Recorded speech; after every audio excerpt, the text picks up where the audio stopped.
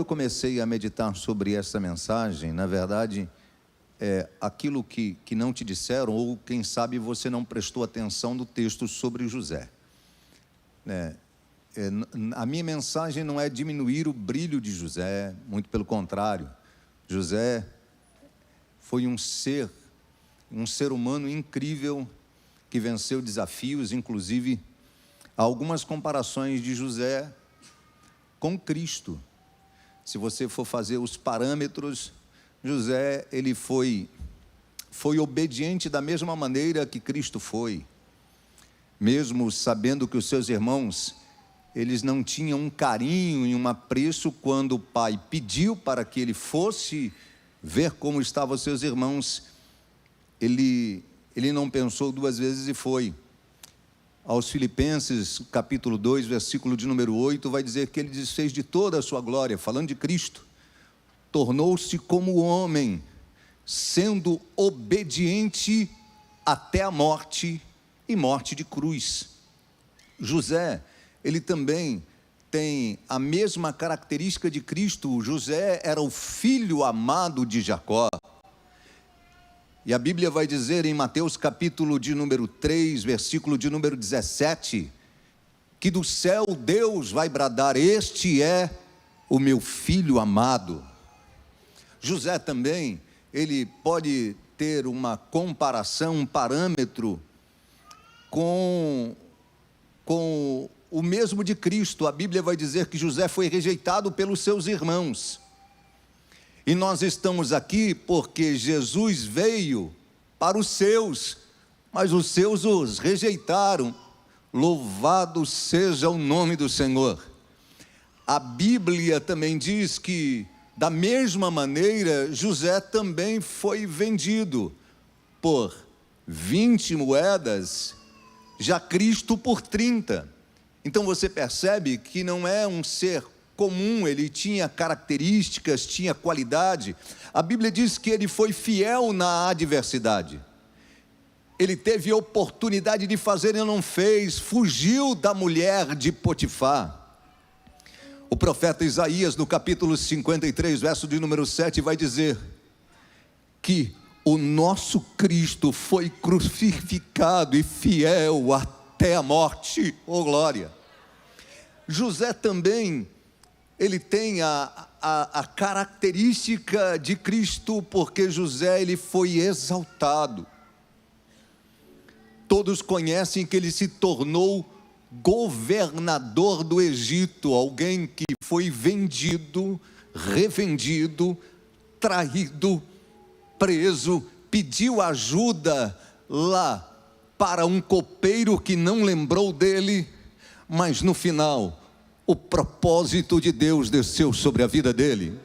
Da mesma maneira foi o nosso Senhor e Salvador Jesus Cristo. Aos Filipenses capítulo 2, versículo 9, a Bíblia vai dizer que Deus deu um nome a Cristo, que está sobre todo nome. E eu venho nesta hora dizer: não tem mal que sobrepõe o nome de Jesus, não tem enfermidade que sobrepõe o nome de Jesus, não tem porta que se fecha que sobrepõe o nome de Jesus. Você não está reunido em nome de um homem qualquer, só você que veio nesta noite pelo nome de Jesus, por causa de Jesus. Glorifique,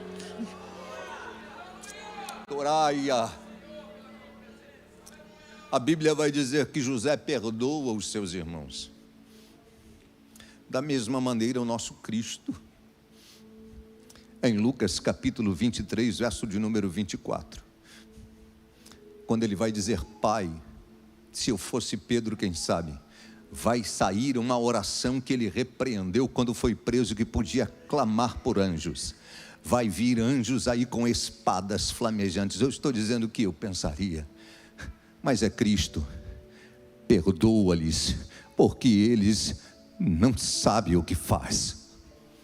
Como José, Cristo também, porque José foi o salvador de muitos. A sua família foi salva, os seus foram salvos pela visão que Deus deu, pela revelação melhor da visão que Deus deu. E José conseguiu não só livrar os egípcios, como os seus também. E a Bíblia diz que Jesus morreu, capítulo 3, versículo de número 16 de João, para nos dar a vida eterna.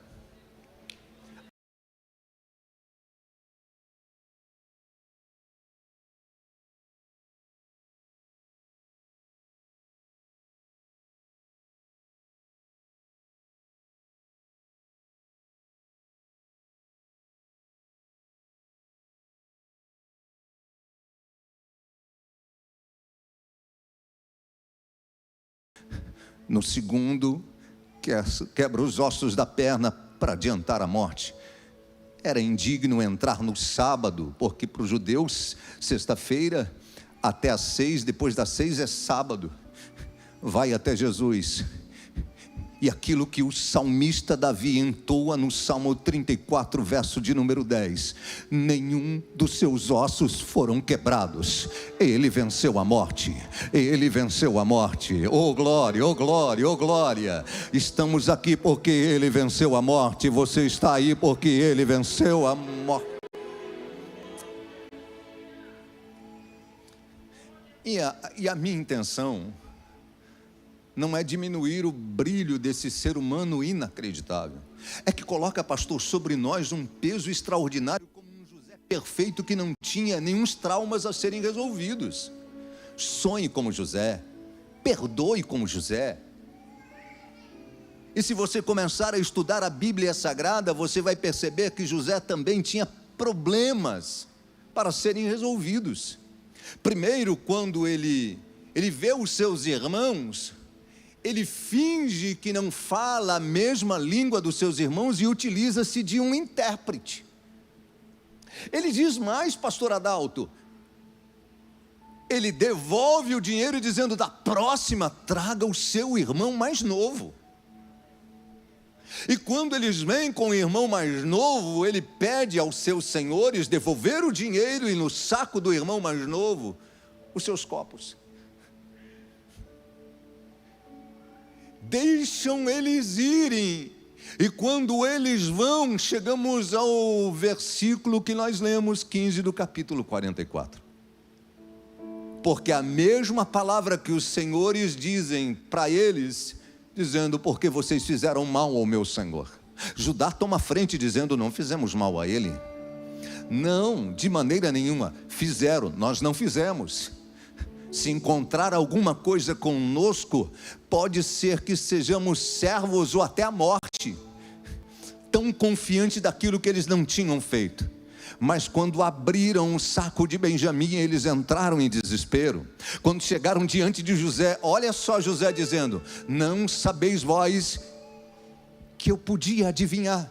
Da onde que José está adivinhando o quê? Da onde que José adivinhou, se ele mesmo disse: ó, vai lá, coloca e diga para eles que o seu senhor é poderoso e pode adivinhar. Eu não estou diminuindo a força de José, não é isso, nem muito menos o brilho da vida de José. É que um detalhe, aqui você vai perceber que José, ele vai analisando a história dos seus irmãos, para ver se eles tinham arrependido verdadeiramente do mal que tinha feito sobre eles. Ele começa a instigá-lo. Entenda, meus irmãos, quando a gente vai pedir perdão, e o perdão não é para você ter consciência que quem fez mal para você se arrependeu. O perdão é para livrar a gente do peso deste mal que está sobre nós. Ele quer ter consciência se eles mereciam perdão. Irmão, nós não estamos aqui por merecimento, nós estamos aqui pela infinita graça do Senhor Jesus Cristo.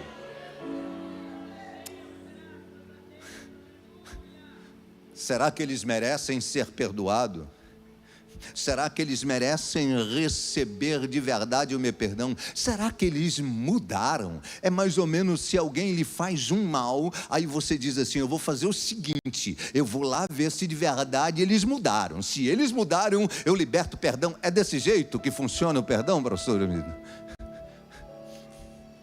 Não é: Pai nosso que estais no céu, santificado seja o seu nome. venha o teu reino e seja feita a tua vontade, assim na terra como no céu. Perdoa, Senhor, as nossas ofensas, e ao modelo, da mesma maneira que nós perdoamos a quem nos tem ofendido.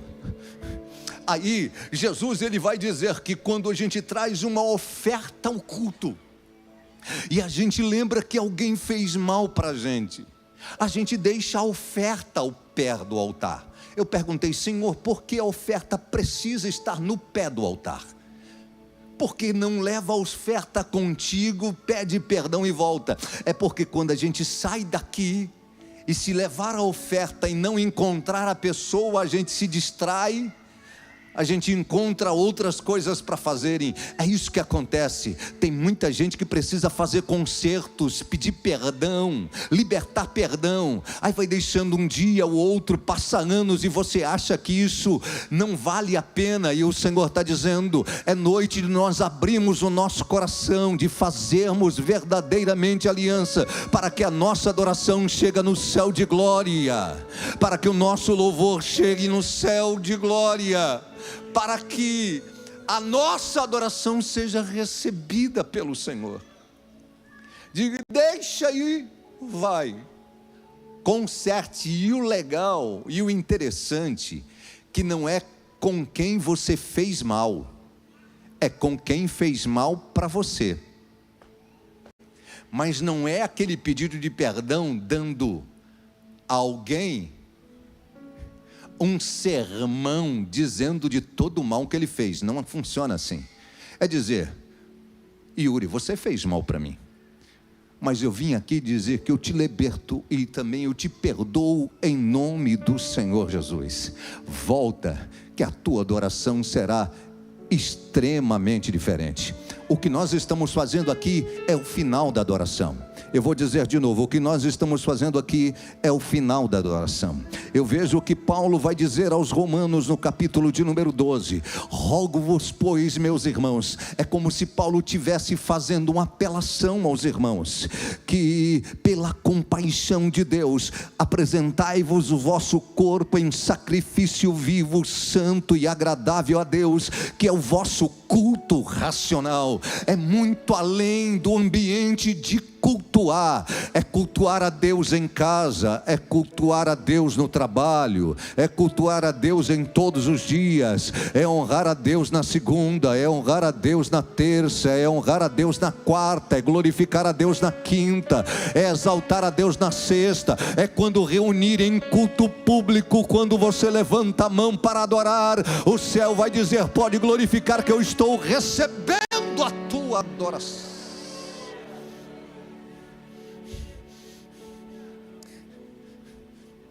Oh glória! Aí quando José percebe que eles merecem ser perdoados, aí a Bíblia diz que José tira todos os seus de perto, levam todos os seus serviçais para fora, e se revela quem ele é, e chora. Eu vou dizer de novo: e chora. Um choro que estava preso na garganta. José estava bem, mas não estava em paz. Tem muita gente bem, mas não estando em paz. Tem muita gente prosperando, mas não estando em paz.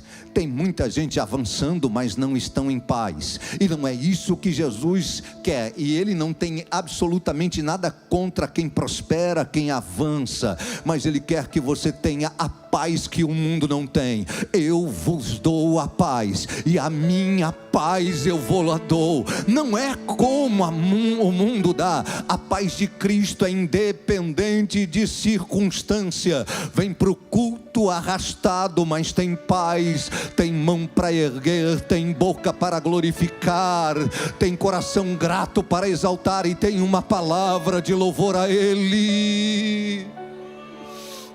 Oh glória! Quantas pessoas avançam, crescem como José cresceu. Era o maior dentro do Egito, mas tinha um choro preso na garganta, tinha uma dor reprimida dentro dele, tinha uma dor dentro do coração. E quando ele chora, a Bíblia diz: não só quem está dentro, quem está fora, ouve o choro de José. José, ele é vendido, primeiro lançado dentro da cova e não chora, é vendido e não chora, é revendido e não chora, é traído na casa de Potifar e não chora, é traído na prisão quando o copeiro não lembra dele e não chora, porque esses não tinham ligações sentimentais com ele. José, quando colocou os olhos nos irmãos, ele diz: eu lembro tudo que vocês fizeram, eu sei como vocês arquitetaram, eu sei o que vocês fizeram. E ele começa a chorar, e esse choro precisa estar pronto para sair da nossa alma. A gente precisa resolver problemas pequenos para receber o grande do céu sobre a nossa vida. Eu vou dizer de novo: a gente precisa resolver problemas pequenos, porque Deus tem para a gente, é melhor, é maior, é sobrenatural. A gente está preso com tanta coisa pequena, com tanta coisa que não tem significado. Se você tem alguém, vai até ele, seja seu pai, seja sua mãe, seja sua esposa, seja o seu esposo, abra o teu coração, peça perdão se for necessário. E eu tenho uma palavra para você nesta noite. O que você ainda não avançou, e eu não estou falando que você não está próspero, você vai avançar de uma maneira tão extraordinária que ninguém vai te ver só como um homem próspero, só como uma mulher próspera. Vão ver você como um homem próspero, uma mulher próspera, cheia de Deus, cheio de Deus, cheio da presença. Orabaia caia chora mandarábia, duriamaia soia canta. Irmãos que não falam com irmãos, eu estou falando de sangue. Filhos que não conversam mais com os pais, e vem aqui levantar a mão, adorar a Deus. Pais que não mais falam com os filhos. Esposas e esposos que não conseguem ter mais uma conversação sadia. Quando falam é se alfinetando. E eu não vim aqui apontar o dedo, eu vim aqui trazer o bálsamo, é o céu dizendo: é só um conserto, tudo muda. É só um perdão, tudo muda. É só uma reconciliação, tudo muda. Oh glória, oh glória, oh glória. Quem está entendendo aí, por gentileza, em nome de Jesus. É uma coisa tão fácil e tão simples de ser resolvida, e a gente vai complicando. Eu li um livro, eu não me recordo o pastor qual é, e é da CGADB, e o pastor, ele teve um sonho que foi ao céu. E quando ele chegou ao céu, as coisas eram tão belas, tão lindas, muito mais do que ele imaginava. E o anjo diz assim: mas você também quer conhecer o inferno? Ele diz: já que eu estou aqui, eu vou lá. E disse: quando ele foi ao inferno, é pior do que a gente prega. E quando ele chegou lá, o anjo disse: é aqui que você vai ficar. E eu disse: não posso, eu sou servo, eu prego, eu evangelizo, eu ganho alma para Jesus. Ele diz: mas você tem magoado constantemente a tua esposa e não sabe pedir perdão a ela. É coisa simples que vai segurar a gente. Eu quero morar no céu. Eu quero morar no céu. Não adianta passar a luta aqui se o céu não ser o ambiente onde a gente quer morar. Eu desejo morar no céu. Eu quero ir para lá, oh glória. Quando a trombeta tocar, eu quero estar lá. Quando Jesus vir buscar a igreja, eu quero ouvir dele: vinde bendito filho de meu pai. Eu quero ouvir, eu quero morar no céu. Eu quero morar no céu. Se o céu não for o objetivo da igreja, nós perdemos o sentido de estar aqui. Se o céu não for o propósito da igreja, nós não perdemos o sentido de estar aqui. Nós vemos um ser que era imperfeito. E por que você trouxe as imperfeições de José? É porque Deus não chama ninguém perfeito. Deus não convida ninguém perfeito. Eu vou dizer de novo: Deus não convida ninguém perfeito. Deus chama imperfeitos para serem aperfeiçoados por Ele. Lembra de Pedro? E para mim, irmãos, para mim, quando Pedro volta a pescar em João 21, para mim, porque o Senhor disse que ele iria traí-lo, não voltar a pescar. Ele volta para onde? Para o barco, porque todas as experiências de Pedro foi no barco. Pedro viu pesca maravilhosa no barco.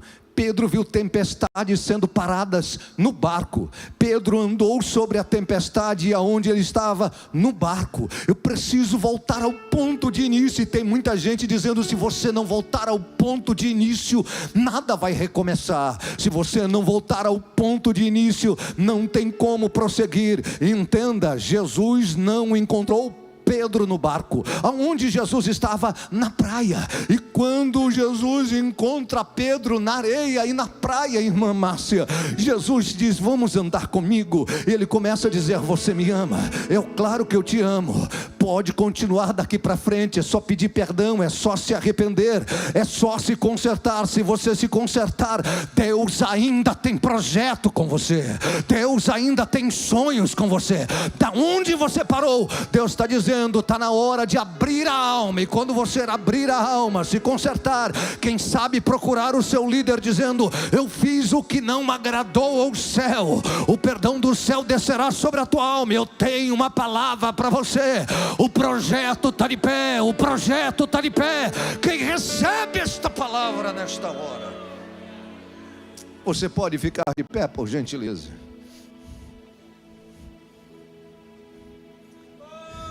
Eu sinto a presença de Deus aqui. Eu sinto a presença de Deus aqui.